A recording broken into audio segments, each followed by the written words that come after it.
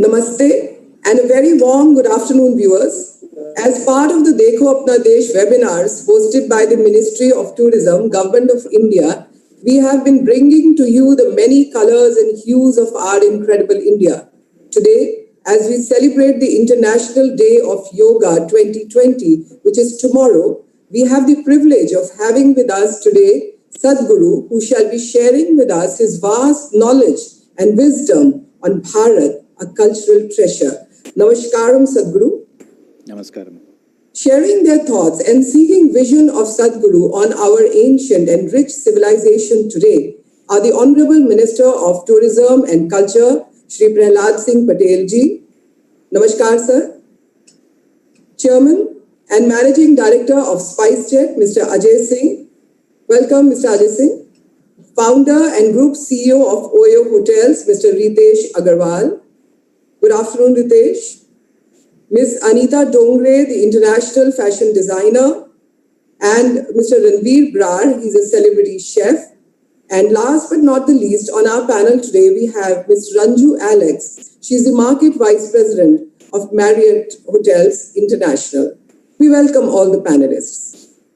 Viewers, India offers a unique blend of science and culture to establish the well-being of an individual. Before we start the conversation with Sadhguru, team of Isha Foundation has a short video on a sacred space, the Isha Yoga Center. Team, can we please play the video?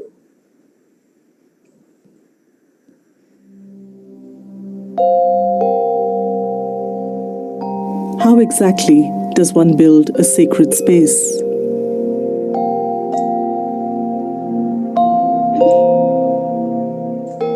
At the Isha Yoga Center, ancient techniques have been revived to create a timeless space, one designed to stand for many millennia.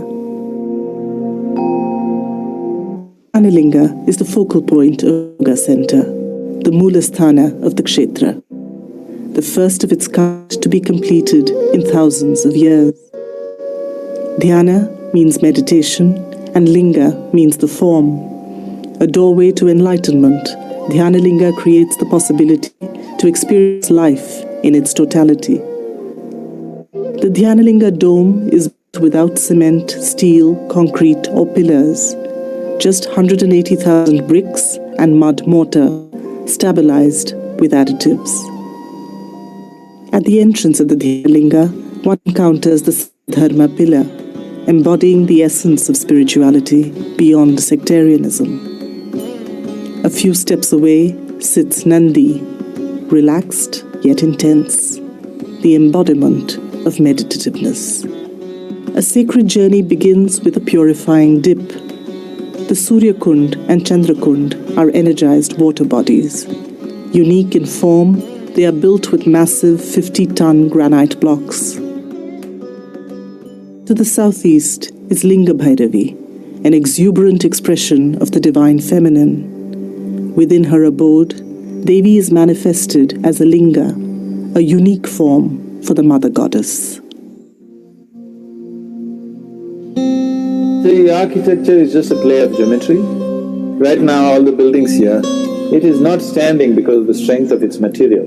It is standing only because of the perfectness of the geometry. That's the beauty of what we're doing here. The entire ashram is itself a symphony of geometry and alignment. Spanda Hall is a 44,000 square foot program venue. The design reflects the essence of yoga as a technology for inner engineering. Outside in the garden is a massive rock. I just looked at one particular rock. I fell in love with the rock. I said, I want her. And these people carried this rock and brought it. 120 tons over 150 kilometers. No cranes or big machines, just oil jacks, enthusiasm, and ingenuity. The center also houses the Isha Home School, a scene of conscious chaos in design and activity. It creates a vibrant ambience for learning.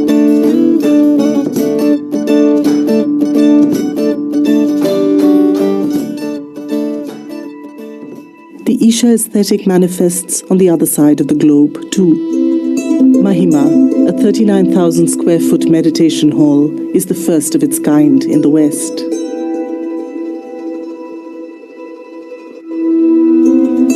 Adi Yogi Temple is a tribute to Adi Yogi, the first yogi and guru, a being whose contribution to raising human consciousness is unparalleled.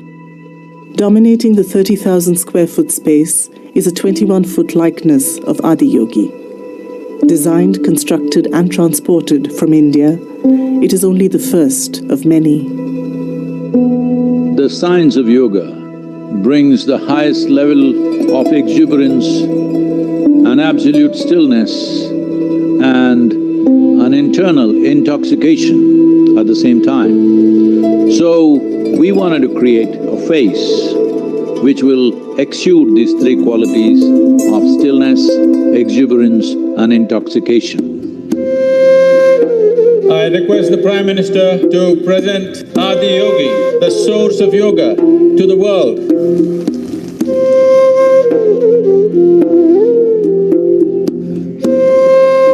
112 feet, because Adi Yogi offered 112 ways through which a human being can attain to one's highest possibility.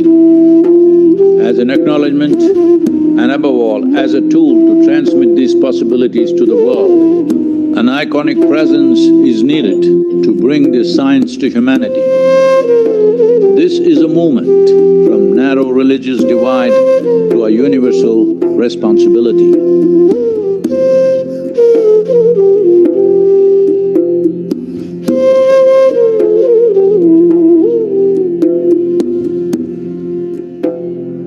There is no need for you to innovate anything. If you just have enough observation and perception for all the fantastic design that is everywhere in every leaf, if you just simply imitate what's in nature, it'll be too phenomenal.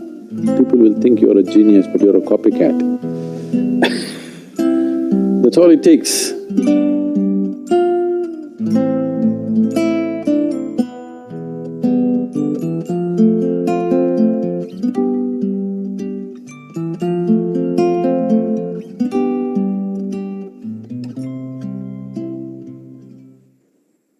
Adi Yogi, the source of yoga. Thank you, Team Isha. May I now request Honorable Union Minister Shri Prahlad Singh Patel ji to kindly welcome Sadhguru and start the proceedings today with his opening remarks and thought. Sir. पर्यटन मंत्रालय की तरफ से मंत्री होने के नाते कि हमारा सबका सौभाग्य आज है कि पूज्य सद्गुरु का सानिध्य मिलेगा। मन में हमारे या दुनिया के प्रश्नों को जो जिनके कारण हम परेशान रहते हैं उनको ढूंढने का हमें अवसर मिला है। मैं पूज्य सद्गुरु के चरणों में प्रणाम करता हूँ और मैं बहुत लंबी बात ना करते हुए मेरे इस अवसर पर जो लोग उपस्थित, अजय सिंह जी, छोटे भाई ओ के एमडी रितेश जी, डोंगरी जी, रणबीर बरार जी, रंजू एलेक्स जी और जो लोग सुन रहे हैं मैं उन सब का हृदय से स्वागत। और पूज्य सदगुरु जी के को मैं कोई चीज कह नहीं सकता, तो मेरे आराध्य परम पूज्य श्री श्री बाबा श्री जी की वाणी मुझे याद आई। उन्होंने कहा कि युक्ति से मुक्ति मिलती है, रिक्ति से नहीं, खालीपन से मुक्ति नहीं मिलती। और मैं सोच रहा था कि शायद यही मेरा प्रश्न होगा कि मैं ये ऐसा मानता हूं कि हमारा अपना प्रारब्ध, हमारे पूर्वजों की दी हुई ज्ञान संपदा और हमारा पुरुषार्थ यही युक्तियों को प्राप्त करने का माध्यम है। और जब मैं इनको समग्र रूप से देखता हूं तो आज की वर्तमान की दुनिया में चाहे कोई बीमारियां हों या अवसाद के क्षण जिसमें लोग दवा भी लेते हैं और नशा भी लेते हैं, लेकिन अवसाद और तनाव समाप्त नहीं होता, तब मुझे लगा कि जहां असाध साध बन जाए वो सिर्फ योग हो सकता है। ये हमारे मनीषी ऋषि मुनि कहते रहे। हमें योग अपने पूर्वजों से, जिन्हें हम ऋषि और मनीषी और मुनि कहते हैं, उनसे प्राप्त हुआ है। 7 समुंदर पार पूज्य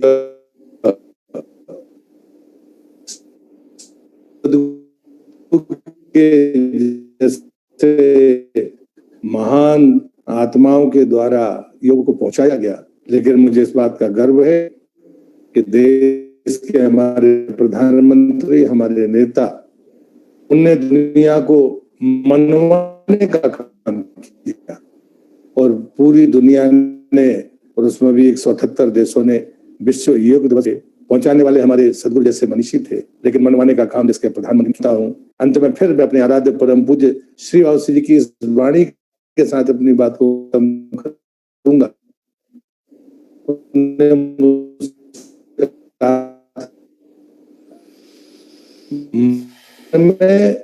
मंथन करने से जो विचार आते हैं, वो आदमी की जिज्ञासा पर जिज्ञासु हो जाता है। वह जिज्ञासु योगी होता है। वो प्रारब्ध से लेकर वर्तमान में भी जीता है और भविष्य की सकारात्मक ऊर्जा के प्रति भी अपने यात्रा को जारी रखता है। सदगुरु का सानिध्य इसी ऊर्जा का स्रोत है।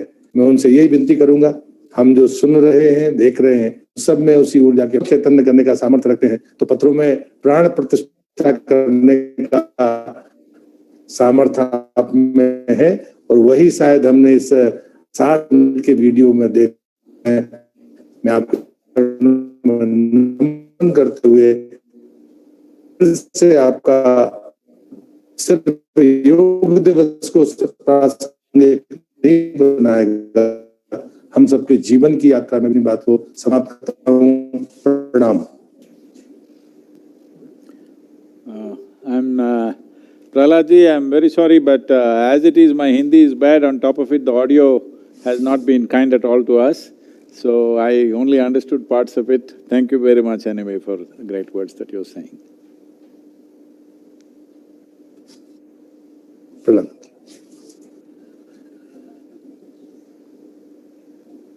Rupinder ji, you're on mute. Okay. Thank you so much for that reminder. Well, we have viewers today with us, somebody who takes us traveling across destinations, connecting us with our families, people, and showcasing the beautiful land that is India. And so I bring to the first point that we need, because when COVID is behind us, we need to start traveling soon. Ajay Singh ji, what are your reflections on the role of civil aviation and how should we take it forward with the whole thing in COVID times?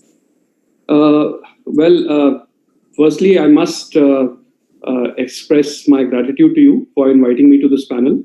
I'm a huge admirer of Sadhguru ji, and he's such an incredible personality. We really look to him for answers to complicated questions in our lives. And he's both, one of those few who's both ancient and modern, and looks at the world in a, from a perspective that is just so interesting and so admirable. As far as civil aviation is concerned, as all of you know, civil aviation is an integral part of tourism. It's an integral part of joining our country together, joining different parts of our country together, and that's what's exciting. To go and join Sikkim to India through air, or to join Andaman, or to join Ladakh and Leh to the mainstream. That is the role of tourism. It's basically a uniter, and that's how we look at it. As you know, this is the first of the activities which has been started after lockdown. We are currently operating about 30% of our flights. Those flights are about 70% full. And increasingly, we will start to connect in interesting ways different parts of our country and the world to India. We are now looking at seaplanes to connect places which can't be connected by road. We are looking at helicopter operations. We are looking to see how we can use civil aviation really to connect our nation. And, I would really, we ask Sadhguru all sorts of complex questions. We ask him for answers to things which really bedevil us. But I would really like to ask him something a lot simpler today. And I don't know how many people know that Sadhguru is actually a pilot himself. So he's one of us. He's a helicopter pilot. We are delighted that he should be part of our community. So I would like to ask him really what excites him about flying. And I also want to ask him, once this lockdown is over and we actually try and dekho apna desh, we actually go and try and see our country. What are the wonderful places that he's been to that he would recommend that all of us actually go and see once in our lifetimes within our country? Namaskaram to all of you. Well, about flying well, the flying madness caught me when I was just 12, 13 years of age, and I looked at a plan at that time in the popular mechanics as to how to build a hang glider and then fly. It took me almost 3.5 years to build one. This was built out of parachute silk and bamboo and all kinds of contraption. It's a huge contraption. And I took it near Nandi Hills, near Bangalore, and tried to fly it. Well, I did fly for approximately, I think, about 22 to 23 seconds. I was in the air and then I crashed. It just folded up and I broke both my ankles, and that was my first aviation experience. So I came back in another 2 years and bought a well-built hang glider from a French builder, and then I did do hang gliding. And well, the fascination of flying mainly came because I spent so much time in nature, in the forests in South India, particularly in the Western Ghats, and always, of all the creatures, the birds seemed to have kind of advantage over me. The snakes excited me, but they were crawling, I could catch them. Well, the other mammals, elephants, tigers, I saw them, but they're fine. They're grand animals by themselves. But always it's the bird which kind of always beyond you. So I wanted to fly like them but I knew I didn't have wings. So aviation has been on my mind, but then I became deeply meditative when I was 23, 24 years of age. Then I lost interest in flying because I could simply close my eyes and do whatever I want. I became like that. So once again, wanting to fly by myself, came back much later.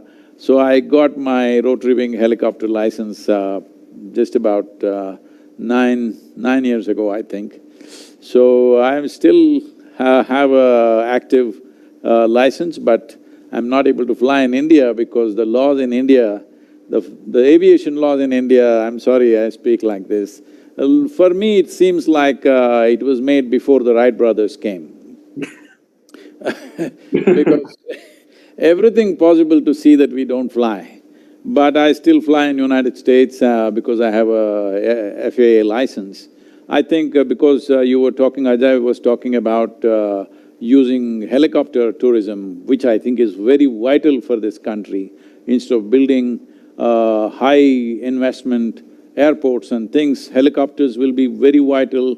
And Ritesh is here, if helicopters can land on the hotel, because this is a serious problem. If you land in Bangalore city, for example, for you to get to the hotel takes 2 hours. I would rather drive. If I ride my motorcycle from here, from Coimbatore to Bangalore, I'm there in 4 hours. Here I wait for 1 hour in the airport, fly for 45 minutes and take 2 hours to get to the airport. But if I had a helicopter that flies from here, in 50 minutes I would be in the hotel where I want to be, wherever the conference or event is. Unfortunately, the advantage of what aviation is, especially rotary wing aviation is completely unutilized. Maybe some in remote places like Kedar and Leh, Ladakh, they're using, but high altitude is not necessarily the best place for rotary wing aviation. But Nepal, we are there every year trekking. Nepal is using helicopter aviation as a massive, tourist attraction for trekkers and for various other people.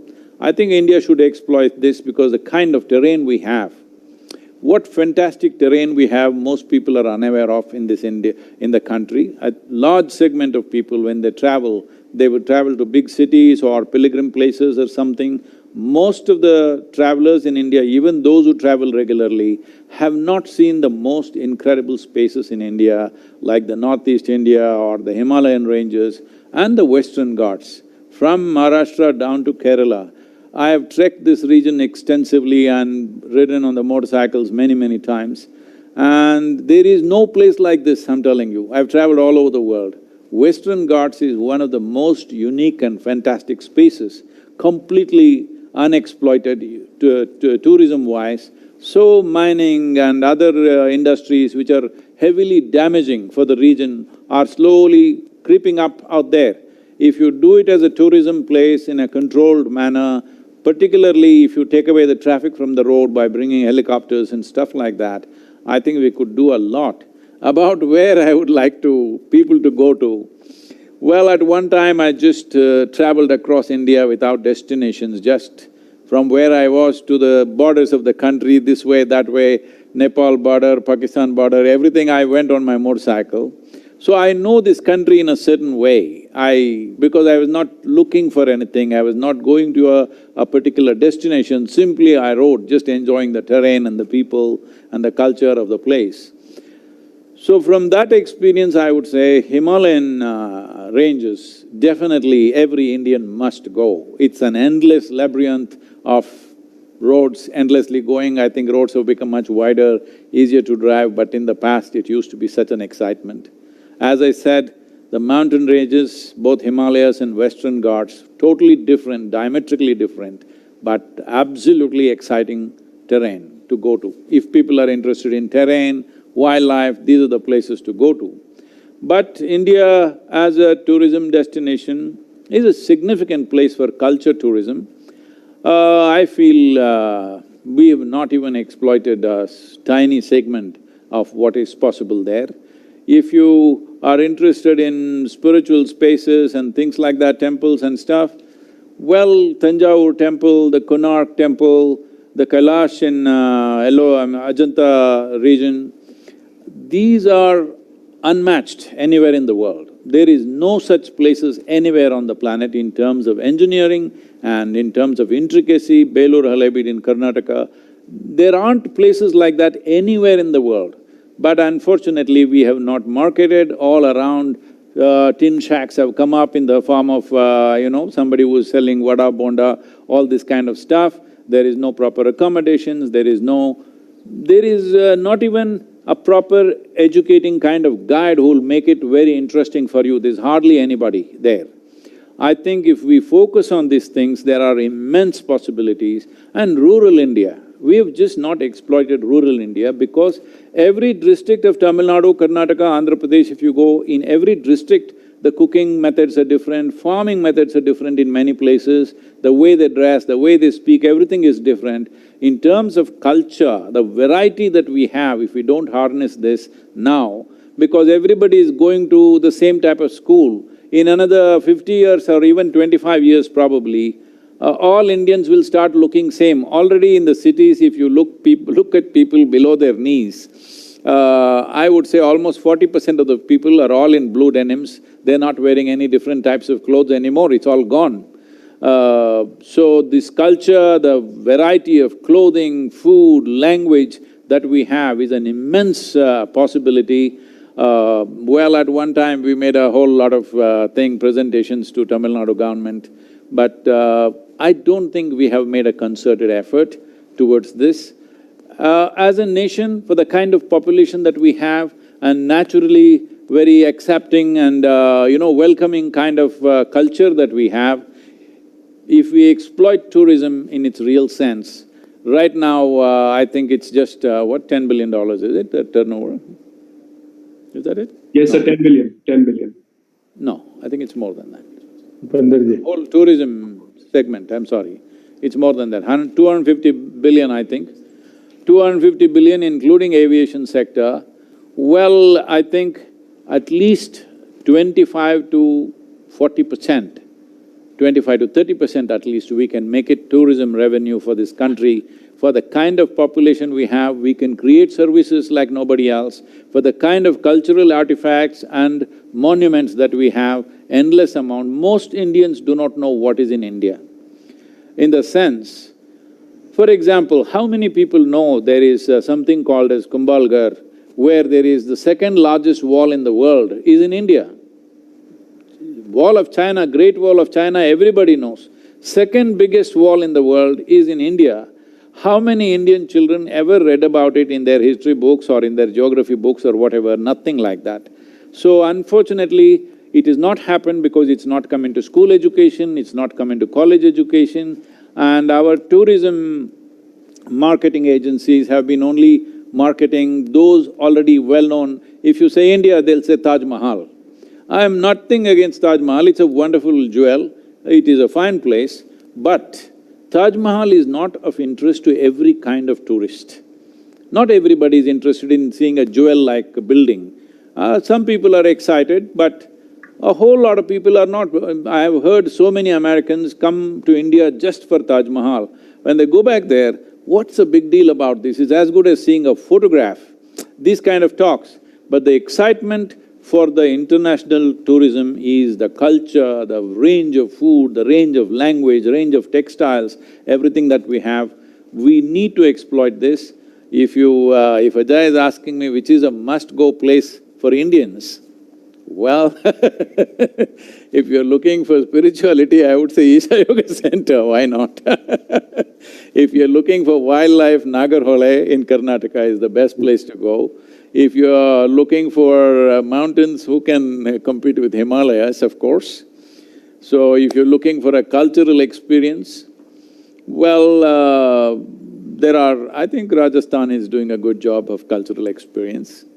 So I think I shouldn't go further than that because I can think of 100 different places, but Thank you, thank you. Thank you, Sadhguru. I think we touched upon through that one question that Ajay Singh ji raised. Of course, the interesting thing that came across was your curiosity as a child, and you were actually flying when you were just 12. I think that's something that should leave a seed of curiosity in all our children. Thank you, Sadhguru, for such an extensive touch that you have given to subjects. And that brings me, therefore, to the second very important aspect of our culture, the culture of hospitality that we have, the warmth that we have as a country. And I would like to bring in Ms. Ranju Alex at that point, that what do you think, Ranju, is that one key element that we can dwell on today is of utmost importance for us to take tourism forward for India? At the onset, Sadhguruji, it's an honor to just share the same screen space with you. I can't believe my luck, and thank you, Rupinder, for this opportunity. Sadhguruji, taking a few cues from what you just said, in our history and in our culture, women have always been perceived and portrayed as the carer, the giver, and an epitome of warmth and welcome in a family. And they have always played that role of being the hostess at home. We also know that women are naturally gifted with grace and a sense of hospitality, which comes across as we are also okay, we are also okay. Sure, definitely, I acknowledge that. I work with a lot of men, and I better be careful about what I say. Over the years, the modern woman has broken a lot of glass ceilings, and they have forged careers in a lot of areas that typically did not invite them earlier. Having said that, in the hospitality sector, we still have sub 12% percentage of women workforce. And we would love to hear your thoughts as to how do you think we could bring them in, both as participants in the industry and also to travel within India. So these incredible women in and being tourists in incredible India. I would love to hear your thoughts on how do you think we could advocate that and create a scenario where it's conducive, one, for their work, and second, for their travel into the country. Definitely, I would agree with you that when it comes to hospitality industry, a woman would be far more conducive than a male person for a variety of reasons. But I think the disadvantage that… the reason why you're saying, I did not know the percentage, you're saying 12%. But when you walk into your hotel in India, most of the time you see more women than men. I don't know how it is 12%, probably across the industry it may be different. So, one reason I would say is, we have this cliched approach that if women have to be in hospitality industry, they must be young, they must be slim, they must be… whatever, there are prescriptions that she must be to man's liking, essentially. So, if we don't change that image, inevitably, a young woman… I know a whole lot of young women who join these hotels in reception, this, that. By the time they're 25, 30, they get married, and after that, they discontinue because maybe children or whatever. I mean, this is an important duty too, because otherwise you and me wouldn't exist if somebody didn't bear us. So, once she does that, again coming back to that, she may not be in the same physical shape, in the same level of hours to work, day and night hours to work, all this may not be possible as a married woman, as a woman with children. For many of them, their family situations may not allow that. That could be, I'm just guessing, that could be one of the reasons why young women may be there in the hospitality, but over 35 kind of women, there are less and less unless they're in an executive kind of position. And the image also about how a woman should be, that she has to be pretty, she has to be attractive, this has to go. We must be looking at a person for the services they provide you, not for how they essentially look or whatever else it is. Of course, whether it's a man or a woman, if you're in hospitality or in any place, you have to make yourself presentable, that's a different matter. But it need not… this presentableness for a woman, the standards are way higher than presentableness for a man. I think if you level that out, maybe the percentages could get a little more even. But anyway, it's bound to be less because generally hospitality work is day and night kind of work. So many women, because of families, children, I would say 10, 12 years or 15 years, they're kind of handicapped because of childbearing and those kind of stuff. So having said that, will they do better in hospitality industry than men? I think so, because it comes more naturally to a woman to be, be in that sense. Even in our homes, it's always the women folk who are far more welcoming and this… men will ignore the guests at home it's the women who really take care of them.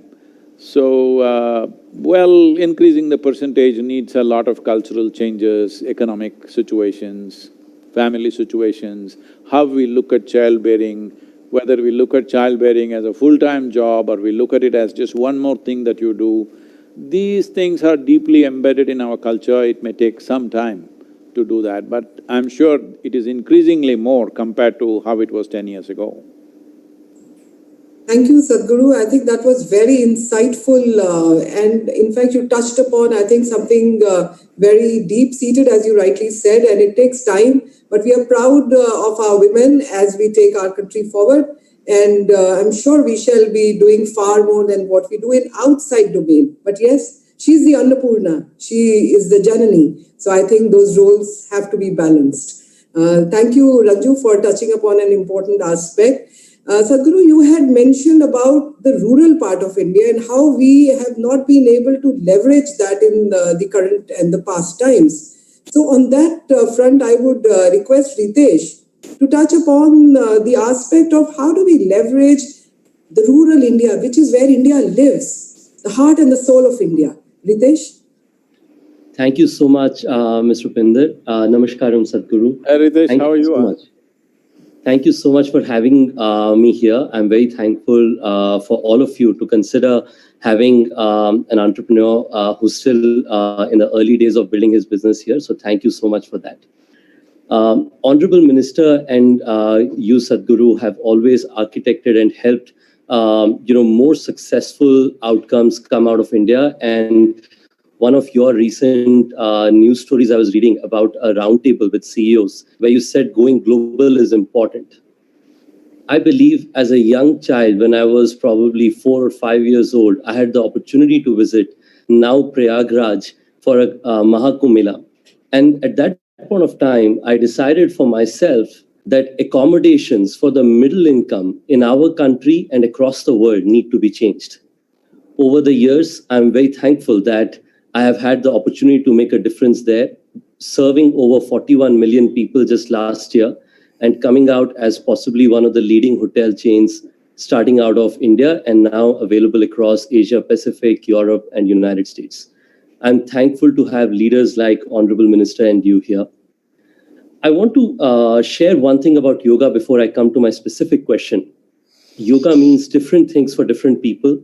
A lot of people in this call have created or have fascinating views and have made a significant difference in people's lives by using yoga.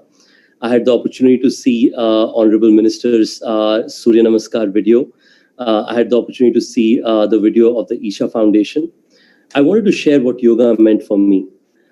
Yoga, for me, something that Patanjali said back in the day, means yoga chitta vritti nirodha, which is yoga stills the fluctuations of the mind.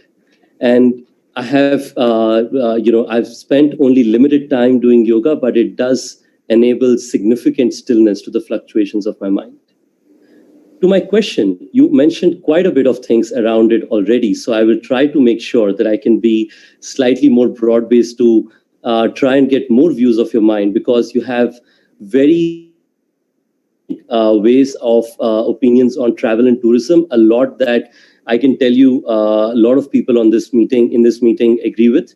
For instance, the Northeast and the Western Ghats, something that I've heard from leaders in this session multiple times, including the Honorable Minister himself, who spent quite a bit of time in the Northeast.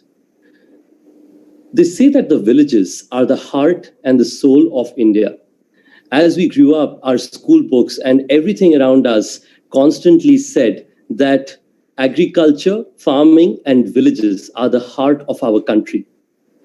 This pandemic has forced us to look inwards and explore the immense potential of our rich culture. As my friend Ajay would see, international flights will continue to be an area where people will be slightly more worried. So people will drive or fly within India a lot more. History and travel will inspire us to constantly look for the one big direction that our country is moving towards, which is Dekho Apna Desh. How can we create a sustainable tourism movement, bringing in opportunities to the farmers, the local tourists to go and see the villages and the great amount of unique cultures and beauty that our country has? You mentioned about visiting borders. I had the good opportunity last year to visit most of the borders that India shares with its countries because of my inspiration of wanting to see that. One of the places I reached right before the lockdown was Kutch. And around there, I went to a lot of little villages. And all those little villages had small homes and homestays that people wanted to host tourists in. How do you think, Sadhguru, that we can inspire a tourism movement while preserving the aesthetics and identity of India's heartland, to design this not just as a unique thing that a few people do, but really make it into a movement where Indians see village tourism and rural tourism as a critical part of their choices?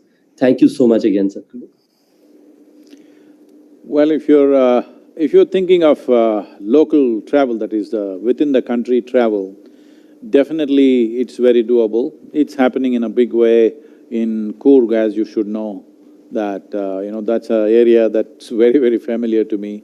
But now I'm surprised all this many homes that even families that I knew in the past, they've all turned their homes into homestay kind of spaces. Home cooking and all this is very, very attractive. But once we attract foreign tourism to this, we must understand the high-value foreign tourist may not go to the village. They'll have their own fears about, not just because of the virus, even otherwise, infections, this, that, hygiene, various things. So it is a low-value foreign tourist who goes there. The low-value foreign tourist, there are many complexities around that person, male or female. There are different kinds of problems with them. There is drug addiction problems which is widespread, and they will bring that thing, and they may think that staying in the village is the best thing because they will not be noticed as to what they're doing. And there are a variety of other issues that will come with it, and in the villages it could become a problem. So I would suggest that it is better we develop clusters which can be controlled. If Ritesh, I'm telling you, we've been toying with this idea, but we've been so busy with too many projects, we've not done this. But very easily, let's say we take 100 farmers in this region, Tamil Nadu, where people are far more disciplined and more alert than many parts of the country. I'm not saying this with any prejudice. Generally, they're little more disciplined, their culture is, very discipline-oriented culture rather than flamboyant culture.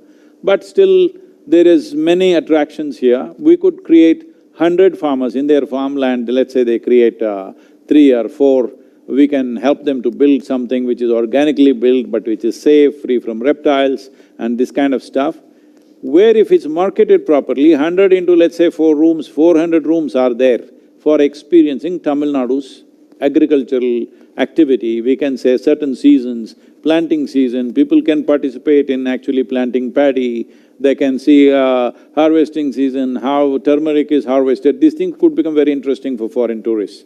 So we could market a cluster where there is some kind of filter about their behavior, about drug use, alcohol use, all these things can be controlled, because otherwise, if small discrepancies happen in the villages, they'll burn down everything. That's how things happen in the village. Or they may just… suppose somebody beats up a foreign national badly or lynch him down, if suppose he does something that's not acceptable to them, these things will very easily happen.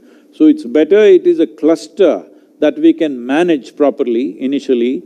When it grows and really everything matures well over a period of time, then maybe we can just do it freely.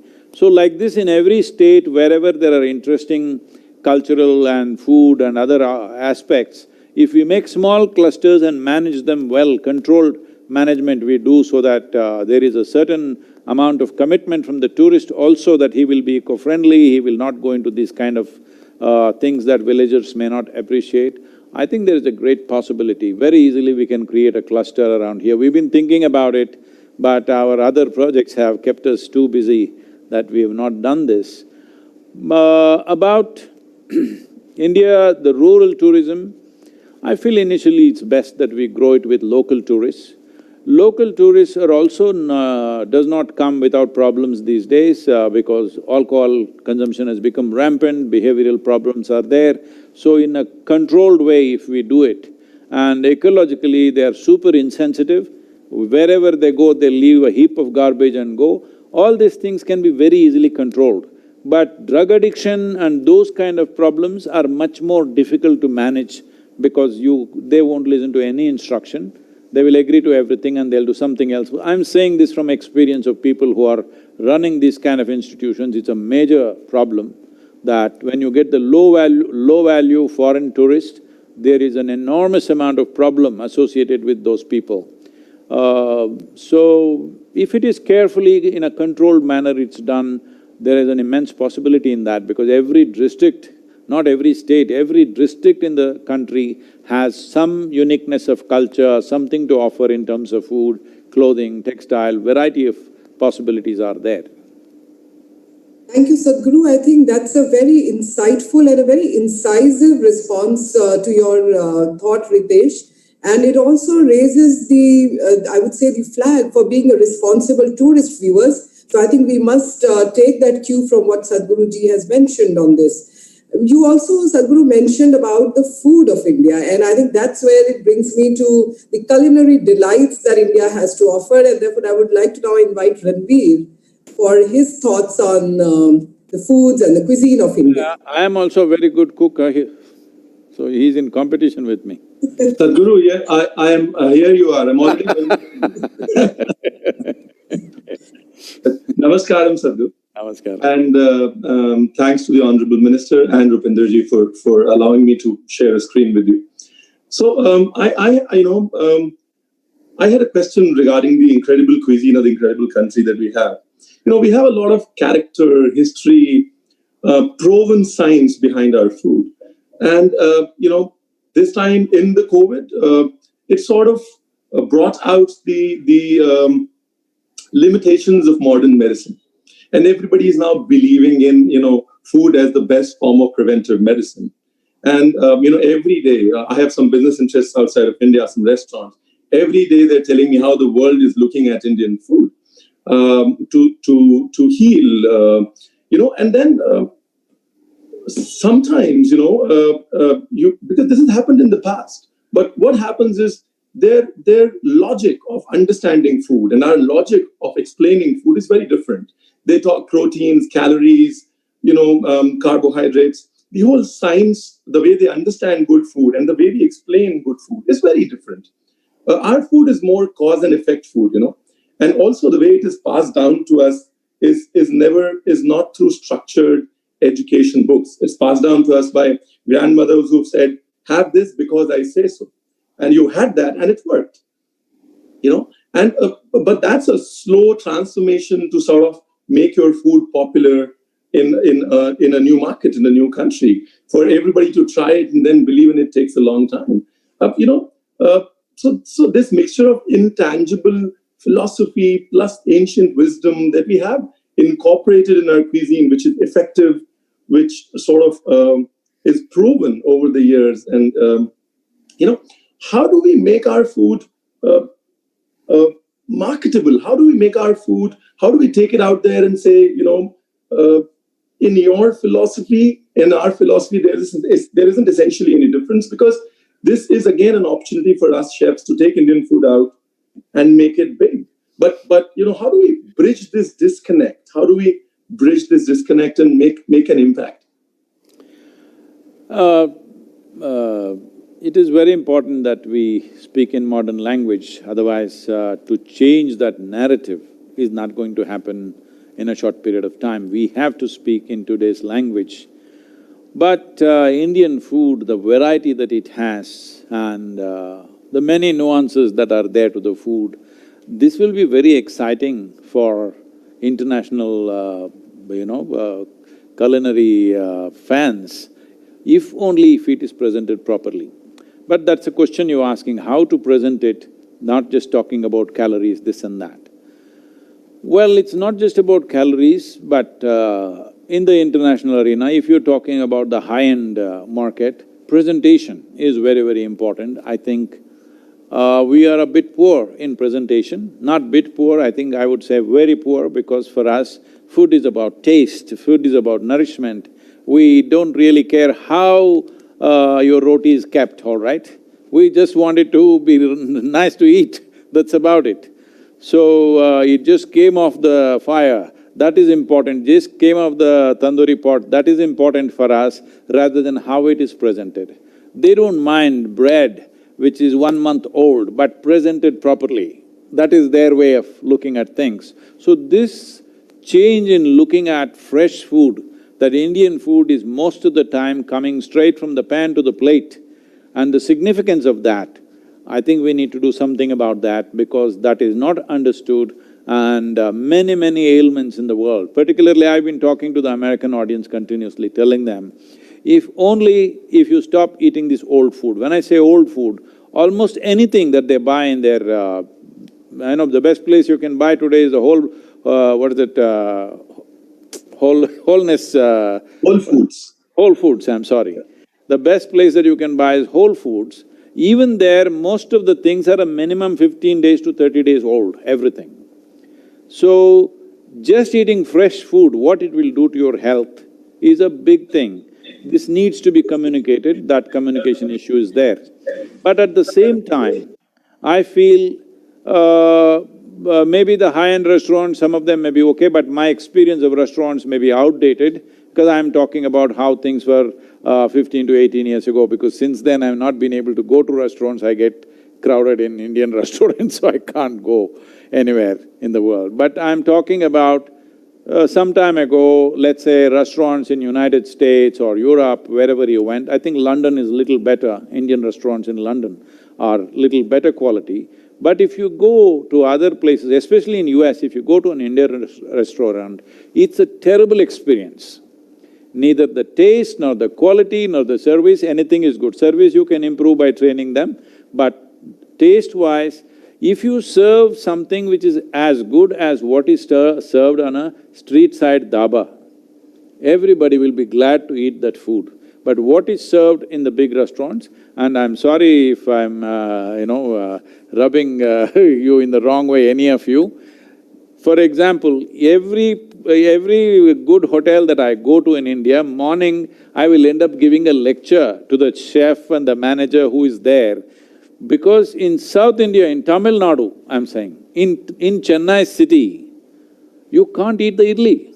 It's terrible. If you just go outside where the labor are eating on the street side, fantastic idlis he will serve. I said, why don't you hire this guy who is just standing outside your compound wall? If you get that guy, he will know, he knows how to make a idli. Now, I was in one of the major hotels in Bangalore, and I see the idli sambar is terrible. I say, who is doing this idli? And very proudly they bring the chef. I ask him, where are you from? He says, I'm from Ludhiana. I don't know if you are from Ludhiana. I said, why is this Ludhiana guy doing idli here? Why can't you get one local guy? I'm saying such simple things are not taken care of. If you look at it, except in a few hotels, even in India, the experience of a breakfast is quite… Indian breakfast is quite bad, so everybody ends up eating a croissant or a bread and butter and egg and something else, they won't eat this. But today there is substantial research and medical understanding that eating something like, let us say for example, I'm taking idli, that it's 70% carb and 30% protein, it is the best way to eat. Every research in the world says that. But we are producing golf balls instead of idlis and we expect people to eat it. Nobody will want to eat it. If you eat idli in any of the Delhi hotels, I'm sorry I'm saying such things because I want them to improve. Tomorrow you will have acidity in your stomach because the batter is probably 1 month old. I don't know how old it is. It doesn't work like that. It has to be done fresh, it has to be done in a certain way, because these… if people want to be healthy, these kind of steamed foods which have both protein and carb is the best thing to consume. So, I think in United States, a whole lot of small restaurant owners have assumed that nobody anyway understands, so you can serve them whatever you want, anyway a certain amount of… See, when people do business for livelihood, they do it one way. When people do business because they want to create something, they'll do it another way. So this has to come. People with passion for Indian food have to take Indian food around, especially now, post this virus times, there is a certain amount of resistance to Chinese food. A whole lot of Americans will die to eat Chinese food because their own food has no spice, no any kind of, there is nothing in it, it's just meat and salt and bread, that's about it. So Chinese food has caught them so badly, they're enslaved to it. But right now, if the re-election happens, if election is not fresh, it's a re-election, I think Chinese restaurants will lose their shine or sheen in a significant way. This is a good time for Indian restaurant chains to come up. But quality must be there. When I say quality, for example, I'm not trying to promote anybody, but I'm just telling you, for example, I was to have a meeting with a man who's… I think… I wouldn't want to mention names, but he's the man who designed Lexus car, okay? He wanted to meet me because I had spoken to him in the economic forum about design so much, so he wanted to meet me. So I said, okay, we'll meet. Then I said, where is the meeting? So they gave a number in Manhattan area and we went looking, and then I see this is a Saravana Bhavan hotel. I said, this can't be, why would this American guy meet me in a Saravana Bhavan? Then I realized that's where he wants to meet me. He said, this is the only place I'll have breakfast every day. And I go there and eat whatever, that pongal, something they served. I'm telling you, they're serving pongal better than what is served in Chennai. This is what we need to do. quality. If you produce quality for the variety of foods and range of foods that we have, nobody, no culture in the world can beat this, because the variety from Kanyakumari to Kashmir, how many varieties, how many nuances are there to food. If we can manage this, preserve this and present it to the world, it is unbeatable. Young people like you who have passion for food should do it. Those who do it just for livelihood, they think they can serve anything and get away with it, which has brought an immense it has given a bad name to Indian food, because everybody thinks Indian food is lousy, because that's how it is served, unfortunately. Thank you for the candid insights. Thank you. Thank you. I think we have a lot of homework coming from Sadhguru in what we need to really showcase to the world. And I think most of us will agree with Sadhguru's observations on how the home food or the food cooked sometimes even on the roadside is actually more authentic, and it's not, the idli is not like a golf ball. But thank you, Sadhguru, for those insights. And now, viewers, we are soon going to run out of time, and I have one very critical aspect to discuss today. We saw in the video in the beginning that Sadhguru's Isha Foundation had showed was about the inner engineering and the 112 ways to attain maximum human possibilities. Anita and I were conversing before the conversation started, and she had a lot of thoughts on yoga and what should yoga mean. So can I, Anita, request you to come in now and share your thoughts and some observations?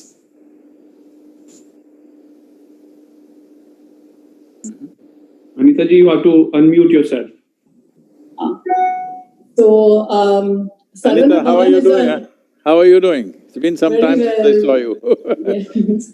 I said Sarvana Bhavan is a savior. When I opened my store in New York, that was my go-to place. I think Indian food is just amazing.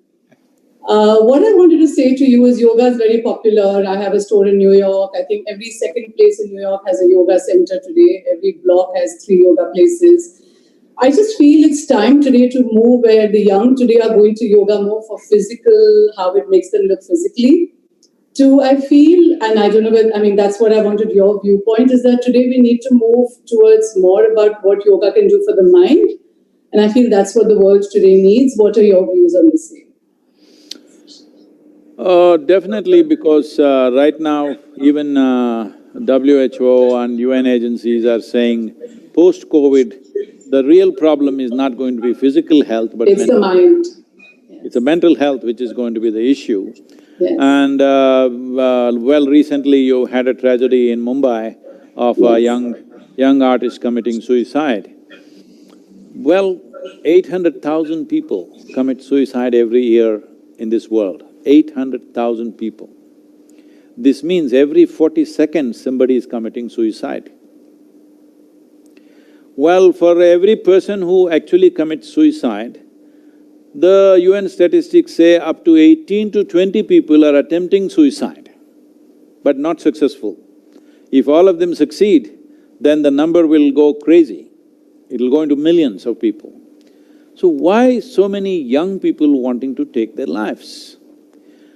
Over 18,600 youth below 18 years of age commit suicide in India, and about 6,000 of them are below 13 years of age. Can you believe this? A 13-year-old, 13-year-old child, why would they want to take their lives? This is simply because our education systems have no any kind of support for an individual as to how to manage myself, how to manage my thought, how to manage my emotion, how to manage my chemical changes that are happening in my body, the chemistry, the hormonal aspects, the glandular secretions.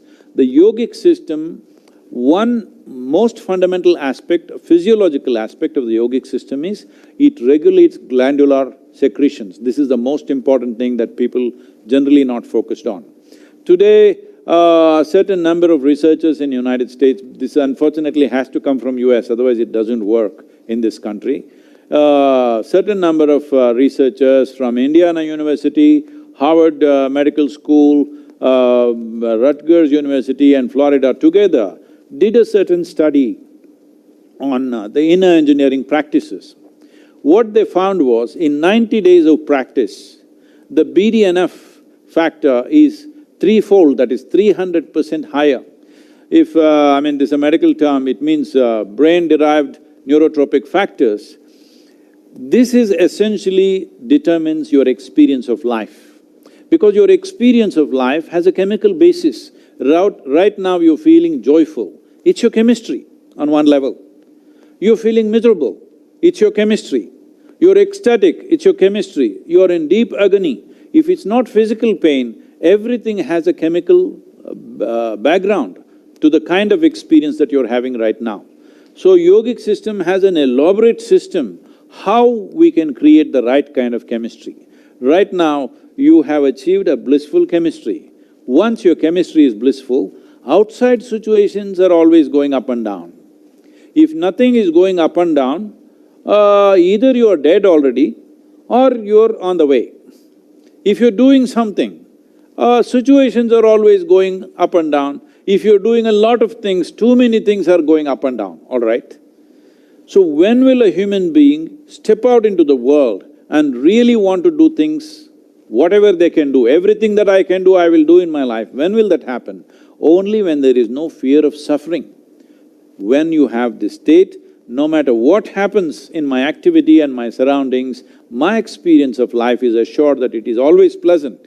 When this is there, that is when a human being will find full expression to their life, will explore the full depth and dimension of what it means to be human and what it can be done in terms of impact in the world. Everything will be done. See, in our lives, if we do not do what we cannot do, there's no problem. But if we do not do what we can do, we are a disastrous life. I would say 90% of human beings are a disaster like this because they are not doing what they can do, just the fear of suffering. What will happen, what will happen, what will happen, always. So this has to be taken… If you want to unleash human genius in this world, most important thing is your pleasantness of experience must be assured. This is the fundamental of yoga.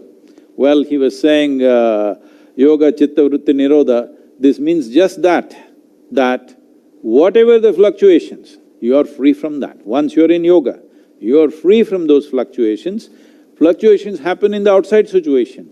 With all that, inner reaction need not happen. The question is, are you a compulsive reaction to the world around you or are you a conscious response to the world around you? This is the difference between a human being and other creatures on this planet. If we do not exercise this one thing, if we do not exercise this ability to respond consciously, but we are a compulsive reaction, this means we have forsaken the fantastic work of evolution which has brought us where we are. We are still behaving like creatures because they always react, instinctively react. We are supposed to consciously respond. Well, to talk about these things in terms of chemistry, the studies that were made on inner engineering process, because today this virus is a big issue, I am saying this, 230 genes which are responsible for our immune system to function at its peak. These 230 genes were significantly elevated within 90 days of practice. That means your immune system is at its best, that you don't have to fear what to eat, where to go, what to touch, because your immune system will take care of it. Right now, when it comes to the virus situation, we have not done anything about the virus. We do not know much about it. We do not even have a treatment protocol, forget about a vaccine. The only thing we know is, if your immune system is strong, you will live, otherwise you will not live. This is the fact. So this is most important, yoga can do this. Another dimension of this is, there is something called as endocannabinoids.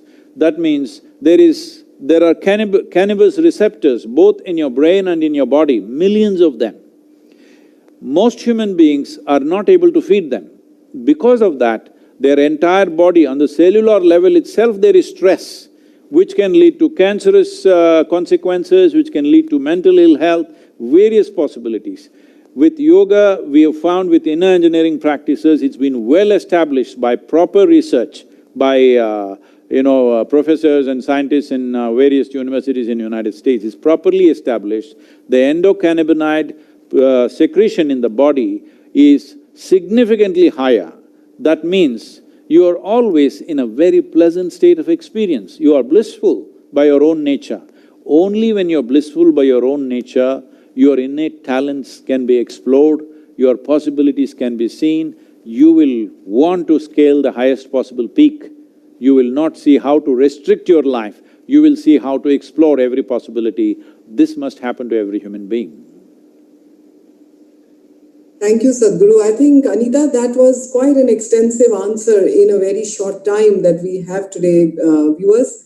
And it reminds us just a day before the International Yoga Day, which is tomorrow, on how to delve into the inner consciousness, and yoga being not just a physical but a mental and a spiritual element, which is what we are so proud to give to the whole world.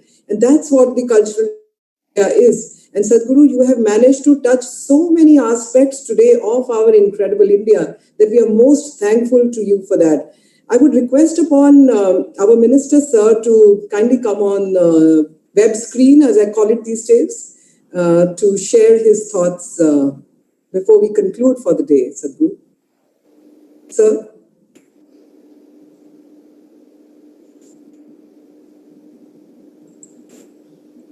Sir आपका unmute होने वाला है।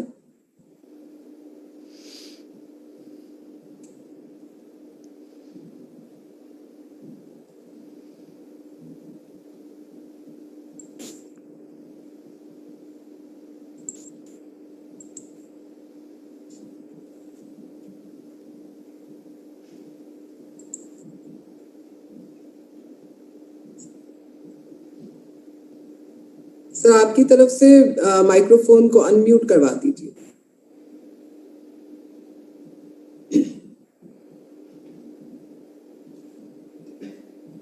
अब आपको आवाज आ रही है? जी sir, जी sir.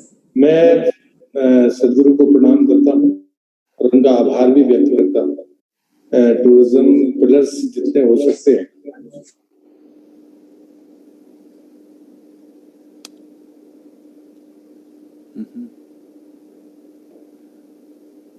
इन सबके लिए सारे पैनल से यहाँ पर मौजूद हैं, तो मुझे लगता है कि जो प्रश्न उनके मन में थे और जो हमको भी जो जानकारियां मिली हैं, हम मिलकर एक बेहतर काम कर पाएंगे। और मुझे लगता है कि इस आपदा के बाद हम सबकी ये चर्चाएं महत्वपूर्ण होंगी। मैं सभी टूरिज्म के जितने भी पिलर्स हैं जो आज के पैनल में यहाँ पर मौजूद थे, उनके प्रति भी अपना आभार व्यक्त करता हूँ। Namaskaram, and thank you all of you, especially Prahlad ji. In whichever way we can be of assistance to India's tourism, we are always available. Please, if you feel we can be useful, please. Thank you, Sadhguru. Thank you very much. Thank you all. Dhanyavad Sadhguru and Dhanyavad panelists. Everybody has touched upon very crucial elements, and Sadhguru, with your blessings and with your very insightful points that you have raised on so many aspects of our incredible country, I'm sure हम सब देखते रहेंगे अपना सुंदर देश, and we shall continue to work to make sure that we bring not only ourselves to see all those little nooks and corners of our country, but civil aviation will be working with us. Ajay ji, thank you so much for taking us to lands where we could not have imagined going somewhere back into the Himalayas. And Anita ji, you have raised yoga, so thank you so much for that. Ranju, you raised the question about women. Sadhguruji, you gave some very, very insightful things on that. And Ranveer, Sadhguruji is giving you competition in making great food, and we really, really look forward to that. And Ritesh, you took us to so many parts of rural India, and you took us to Ran of Kutch, on which Sadhguru, in every aspect, you have touched critical elements for tourism, and with your blessings, we are sure we shall carry our beautiful, incredible India forward. धन्यवाद सबके।